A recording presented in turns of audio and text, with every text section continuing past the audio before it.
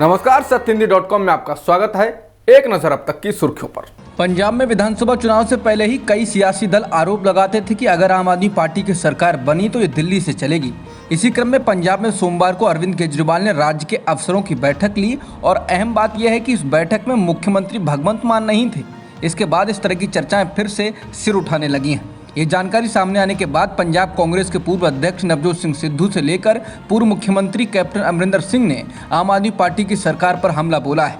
केजरीवाल ने सोमवार को Punjab state power corporation limited के बड़े अफसरों के साथ बैठक की। इस बैठक में मुख्य सचिव और ऊर्जा महकमे के सचिव भी शामिल थे।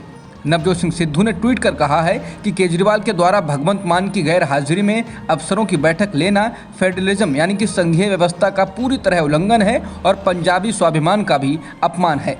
उन्होंने कहा कि दोनों को इस बारे में अपनी बात साफ करनी चाहिए। पंजाब के मुख्यमंत्री भगवंत मान की गैर हाजिरी में पंजाब के अफसरों की अरविंद केजरीवाल के द्वारा बैठक लेने के बाद लगभग 10 साल तक राज्य के मुख्यमंत्री रहे कैप्टन अमरिंदर सिंह ने भी हमला बोला। उन्होंने कहा कि बुरा होने का डर था, बुरा हो गया। अमरिंदर सिंह ने कहा कि अरविंद केजरीवाल ने उम्मीद से पहले ही पंजाब पर हक जमा लिया है और भगवंत मान रबर स्टाम्प बनकर रह गए हैं। हालांकि आम आदमी पार्टी के प्रवक्ता ने इस बैठक का बचाव करते हुए कहा कि विपक्षी दलों का इसका स्वागत करना चाहिए। आपके प्रवक्ता मलविंदर सिंह कंग ने कहा कि पार्टी लगातार अरविंद केजरीवाल से दिशा निर्देश लेती है और अगर पंजाब की भलाई के लिए कुछ बेहतर कदम उठाए जाते हैं तो विपक्ष को इसकी आलोचना करने के बजाय इसका समर्थन करना चाहिए। नफरत के माहौल का ताज़ा शिकार न्यूज़ 18 के पत्रकार सौरभ शर्मा हुए हैं। रिपोर्ट है कि नोएडा एक्सटेंशन में उन पर जानलेवा हमला करने की कोशिश की गई। घर में घुसकर उनकी पत्नी के कपड़े फाड़ देने की धमकी दी गई। 6 साल का उनका बच्चा दहशत में है। सोशल मीडिया पर साझा किए गए रिपोर्टों में दावा किया गया है कि उनको पाकिस्तानी करार देते हुए मारने की धमकी भी दी गई। ये सब सिर्फ इसलिए हुआ कि वो रात 11 बजे के बाद जगराता का डीजे बंद करवाने गए थे। दरअसल ये मामला रविवार यानी 10 अप्रैल की देर रात का है। सौरभ शर्मा नोएडा एक्सटेंशन की एक सोसाइटी में रहते हैं। उन्होंने लाउड स्पीकर बंद करने के लिए 112 नंबर पर फ़ोन किया। इसके बाद उनके पास पुलिस का कॉल आया और उन्हें मौके पर पहुंचने के लिए कहा गया। वहां पहुंचने पर पुलिसकर्मियों ने लाउड स्पीकर बंद करने के लिए कहा तो वहां पर मौजूद भीड़ भड़क गई। राष्ट्र विरोधी बताते हुए पाकिस्तानी करार देकर जान से मारने के लिए कहा गया।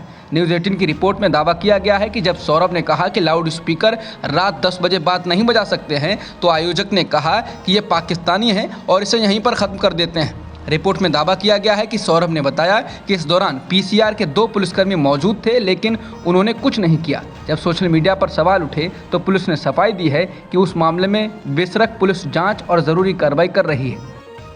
गोवा में दक्षिणपंथी हिंदू संगठन हिंदू जन जागृति समिति ने मस्जिदों से अजान के लाउड स्पीकर के गैरकानूनी इस्तेमाल पर रोक लगाने की मांग की है। संगठन ने नॉर्थ गोवा के डिस्ट्रिक्ट कलेक्टर को ज्ञापन सौंपकर मांग की है कि वो राज्य की मस्जिदों से अजान के लिए लाउड स्पीकर के गैरकानूनी इस्तेमाल का आदेश जारी करें।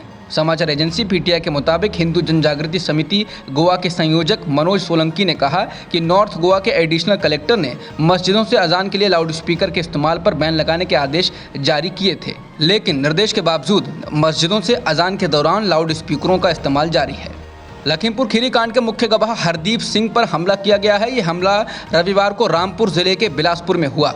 हमले का आरोप बीजेपी से जुड़े लोगों पर है। लखीमपुर खीरी के तिकोनिया में आंदोलन कर रहे 4 किसानों को जीप से कुचल दिया गया था। इसके बाद वहां हिंसा हुई थी। किसान हरदीप सिंह ने आरोप लगाया कि बीजेपी के जिला महासचिव मेहर सिंह दयाल और शरणबजीत सिंह ने 3 अन्य लोगों के साथ पिस्तौल की बट से उनके चेहरे पर हमला किया। इस घटना में उन्हें गंभीर चोटें आई हैं। परिवार का मानना है कि लखीमपुर खीरी घटना की जाँच कर रहे विशेष जाँच दल यानी SIT के सामने हरदीप द्वारा अपना बयान दर्ज कराने के प्रतिशोध में किया गया है। मामले में केंद्रीय मंत्री अजय मिश्रा के बेटे आशीष मिश्रा को आरोपी बनाया गया है। हरदीप ने पुलिस को दी गई लिखित शिकायत में कहा कि मैं अपने दोस्त सतिंदर सिंह के साथ बिलासपुर से नवाबगंज जा रहा था। अचानक बीच में ही बीजेपी नेता मेहर सिंह दयाल ने हमें रोक लिया, जिसने 4 अन्य लोगों के साथ मुझे गवाह सूची से अपना नाम वापस नहीं लेने पर गंभीर नतीजे भुगतने की धमकी दी और अगली बार जब मैं आशीष मिश्रा के खिलाफ कोई बयान दर्ज कराने जाऊँगा तो उसने मुझे मेरे सिर में गोली मारने की धमकी दी है। उत्तर प्रदेश में विधान परिषद यानी MLC के चुनाव में बीजेपी ने शानदार प्रदर्शन किया है। MLC की कुल 36 सीटों के लिए चुनाव हुआ था, जिसमें से 9 सीटें बीजेपी पहले ही निर्विरोध जीत चुकी थी। चुनाव नतीजों के बाद कुल 36 में से 33 सीटें बीजेपी के खाते में गई हैं, जबकि 3 सीटों पर निर्दलीय उम्मीदवारों को जीत मिली है। इन सीटों के लिए 9 अप्रैल को मतदान हुआ था। विधानसभा चुनाव में मिली हार के बाद समाजवादी पार्टी के लिए ये एक और बड़ा झटका है, क्योंकि उसके एक भी उम्मीदवार को चुनाव में जीत नहीं मिली है, जबकि बीजेपी के उम्मीदवारों ने कई सीटों पर सपा के उम्मीदवारों को बड़े अंतर से चुनाव हराया है। आजमगढ़, वाराणसी और प्रतापगढ़ सीट पर निर्दलीय उम्मीदवारोों को जीत हासिल हुई।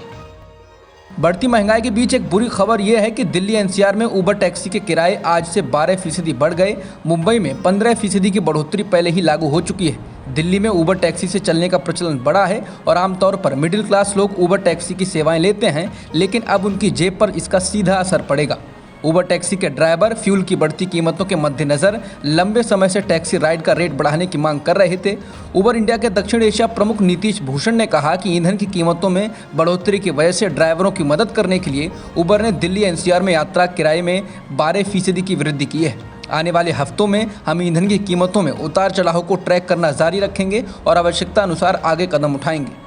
अमेरिकी विदेश मंत्री एंटनी ब्लिंकन ने कहा कि अमेरिका भारत में मानवाधिकारों के हनन में बढ़ोतरी की निगरानी कर रहा है। उन्होंने कहा कि हम नियमित तौर पर अपने सहयोगी भारत से मानवाधिकार के मूल्यों को साझा करते रहते हैं। हम भारत में कुछ हालिया घटनाओं की निगरानी कर रहे हैं। इसमें कुछ सरकारों, पुलिस और जेल अधिकारियों के मानवाधिकारों के उल्लंघन करने की बढ़ती घटनाएं शामिल हैं।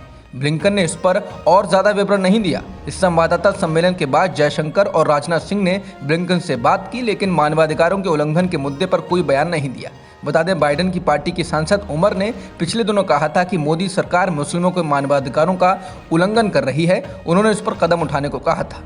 झारखंड के देवघर में त्रिकूट के पास रोपवे हादसे में ट्रालियों में फंसे लोगों को बचाने का ऑपरेशन अब पूरा हो गया। भारतीय सेना, वायुसेना, एनडीआरएफ, भारत तिब्बत सीमा पुलिस और जिला प्रशासन ने आपसी सहभागिता से इस पूरे रेस्क्यू को अंजाम तक पहुंचाया। हालांकि बचाव दलों को सभी लोगों को रेस्क्यू करने में 40 घंटे से ज़्यादा का वक्त लगा। वहीं झारखंड के मुख्यमंत्री हेमंत सोरेन ने सोमवार को हादसे की उच्च स्तरीय जाँच के आदेश दिए हैं।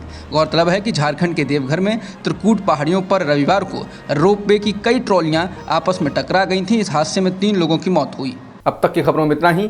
बाकी खबरों के लिए बने रहिए सत्यहिंदी.com के साथ।